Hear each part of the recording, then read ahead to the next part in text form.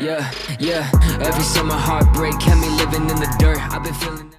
Hold up, before we get any further in the video, I have to tell you something. This video isn't going to be like my other videos. In this one, I'm going to demonstrate to you how you can make your own videos. Basically, if you don't like watching me talk for long amounts of time, you can watch something else. This video is for people who want to get into the filmmaking field. Yeah, so, on with the video. Hey guys, welcome back. It is Prismatic Vlogs, but today I'm actually going to be telling you guys how you can make your own vlog. Yes, this is a tutorial video, but it's actually really just kind of some pointers. So a lot of people feel like they have no influence. They're just like, oh, I have so many ideas, but I can't do anything with them. Like, nobody listens to me. A unique and pretty good way you can do that is by starting a YouTube channel and publishing videos of your ideas. You can even do skits. People like Caleb City do skit videos, and they're pretty funny. They get a lot of views. But today I'm going to be showing you guys how you can get your own views and upload your own videos. So first of all, we're going to talk about filming equipment. Right now, this main camera I'm using is an EOS 60D. The alternative that most people use is the EOS 80D. I think that has just like dual pixel autofocus or something like that. I don't entirely understand it. I'm going to be showing you guys some pretty good filming equipment that you can use for your YouTube channel. I am lit right now by my bedroom light, a clip lamp mounted on a microphone stand, another light, and the window. First of all, we have this little Sony Handycam HDR CX405. It is great for YouTubers starting out. Most of my videos are actually filmed on this thing, but they're probably going to start getting filmed on this because I have a better memory card and better lens. Let me just give you a preview of what my previous and only lens used to look like. Well, I mean, it's not much different since the camera's already kind of far away. Since I'm not using my tripod because I'm going to be showing that off today, it's actually really inconvenient for vlogging. This is how close your face would normally have to be if you were doing like a close-up face cam kind of thing. And this does not look good. Like, you can't even see my chin and the top of my head in the same scene. That's why I didn't used to use this camera for videotaping. So yeah, got a better lens and it looks so much better. But maybe you're not interested in lenses. Maybe you're not interested in DSLRs and all that kind of stuff. You just want a simple, down-to-earth, all-around pretty good camera. That's where this comes in play. You can get one of these, you can get a GoPro, you can kind of get like any cheap camera that's name brand. Remember not to get any like Yui Sono 4K action camera kind of junk, because I've been down that path and it is not a fun place to go. You get one of these $35 action cameras, right? It claims it's waterproof. You take it, you throw it in the pool or something like that. 5 minutes later, it's dead. Maybe not that exact same story, but the camera quality could be bad. If you try to get a name brand camera, you might end up with something better. This is a pretty decent camera. It has a slight little noise problem to where, like, if you try to record anything dark or low light, or you're in a dark bedroom or something like that, it's not gonna record very well. There's gonna be so much noise. These are the darks on this camera. Okay, so it might not look actually way different, but like, let's just zoom in. There is so much noise. Also, the microphone shifted a little bit because the microphone for this camera is better than the microphone for the camera over there. Just look at this. This is flipping the shutter closed. And there's so much noise. Just so much of that like horrible stuff. Noise can be a problem for you or it can not be. It's basically just down to personal preference. This right here is a Holy Stone HS200D. It has the most crappy camera in the universe. Let me just show you some footage from this actual drone. In my yard, of course, because I can't fly in here or else it will shred everything and destroy my room.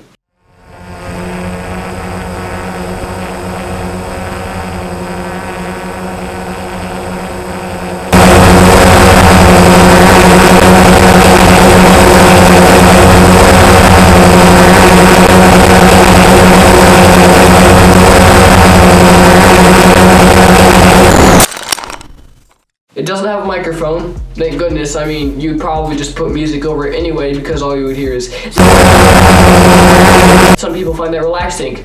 Like, I have no clue how. It's a fun toy. If you want to make a video about budget drones or something like that, then it's a pretty fun little toy. The only reason I'm showing it today though is because it has a camera. Moving on, here I have my faithful old tripod. I bought this from Amazon for $25 and I actually did a review in another video on my channel. You can watch it here. It is actually a very good tripod for $25. It has some kinks here and there, like one of the legs for the tripod stopped working, but I just banged it back into place and now it works fine. It's not solidly built, like it's just made of like thin aluminum, I think. It's not great for like stabilization, like intense stabilization. It can fall over easily, but it suits my needs and it does what I want it to. Don't get this kind of tripod for like moving around though. Like if you're filming a video where you want to film a car chase or something like that, or film something chasing another thing, and you want to take your camera and just go like this, but imagine I'm the tripod. That's gonna make so much noise and your image is gonna look so bad if you do it with this. But if you just want like fixed camera position kind of video, then you can use this. Little talk videos like this one kind of look a little bit better when you actually have some place to put the camera, and that's where this comes in handy. It's basically just an extra stand that you can get for the camera, because that's what it is. It's made by Amazon Basics, so Amazon themselves made it. Next, we're going to move on to consistency and how to actually get views. So you got a camera and you don't know what to do with it. I can help you with that. Quality is one thing, like image quality, that's great. It's a huge component of actually producing videos. You need actual entertainment quality too. You need people to laugh. You need people to be compelled to like what you make.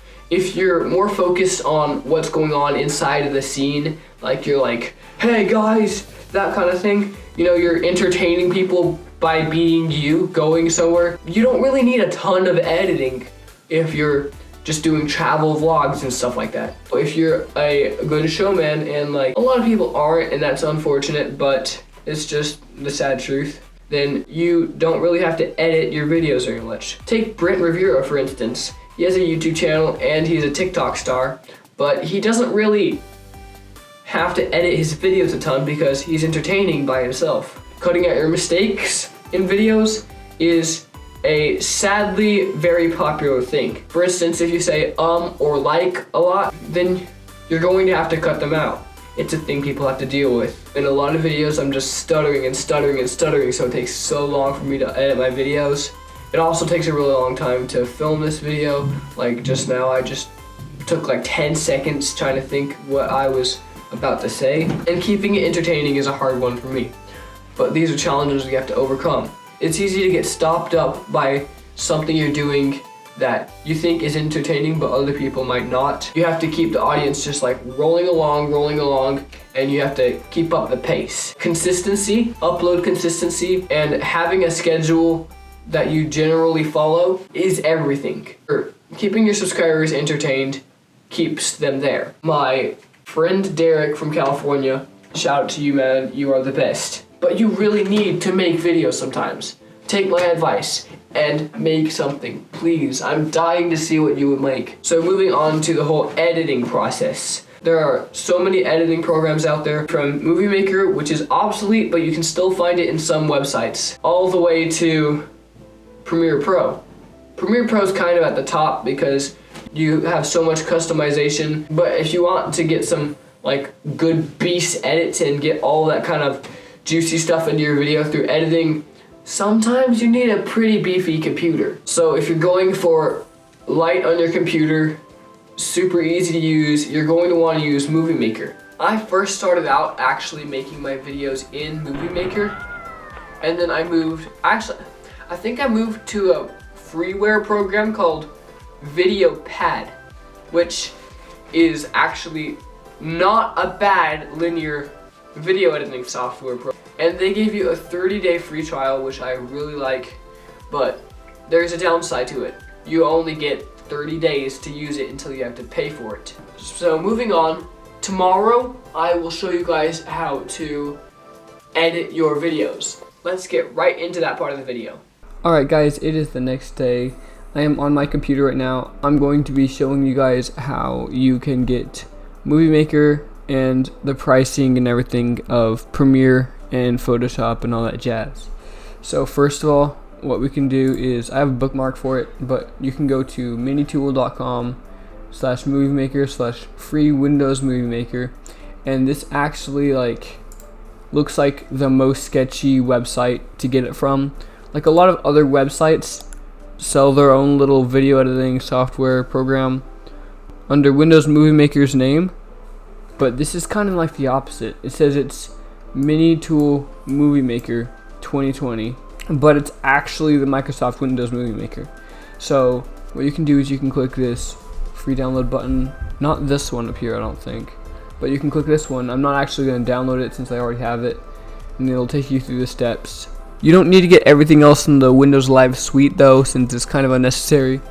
From there we can go over here, type in Movie Maker, and then it brings up the classical old looking Movie Maker. Let's open a video. Okay, we have Troy Boy's re-uploaded music video. This is just the YouTube video I made on my music channel. Looks just like this. And so yeah, obviously if you press space you can scroll through it, make it work and everything. You can make the viewport size bigger if you pull this in and out.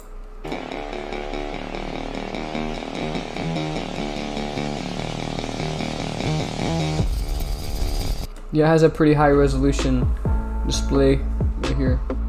I think it does smoothen out some of the noise in Movie Maker, which Premiere Pro doesn't do. We're going to zoom through it. Try to find the bass drop. Okay, so the thing about bass drops and everything like that is you can see the waveforms right here, and so not even hearing it, we can hear that this little jagged edge right here is going to be the drop. You can right click on the playhead right there, click split, and then it turns it into 2 different video clips. This black thing, this repeating image right here, is just repeating the first frame of the video, so we don't need to mind that.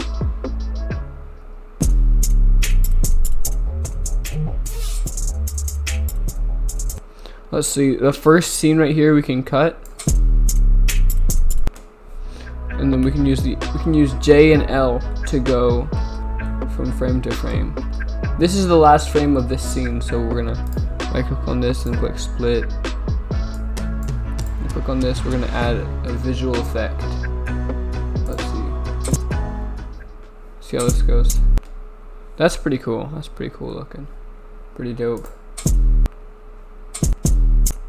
Also, yes, if you hover over it, it will preview it.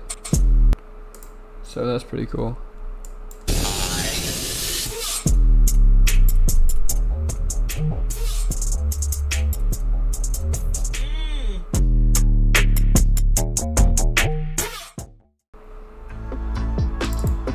Videopad video editor. I think they've changed the look recently, but we're gonna create a new project. Open up our little Troy Boy video. Let's see. Alright, so I'll tell you what's great about Videopad. They have more features than Movie Maker, and so you can do a lot more with Videopad than you can with Movie Maker, but it does cost $100 to buy a lifetime license. And so you can get the free trial, which is what I'm using, and just get it over and over and over again, but that's kind of dishonest and just really a hassle if you ask me. But I'm showing this to you over the free trial. So yeah, obviously what you can do is you can use your mouse and scrub through it.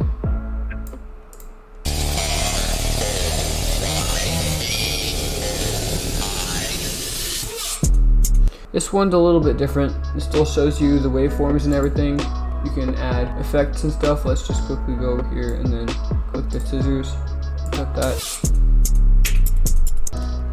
And yeah, it's really easy to play around with and get a feel for all the functions if you're into this kind of thing. Moving on to Premiere Pro.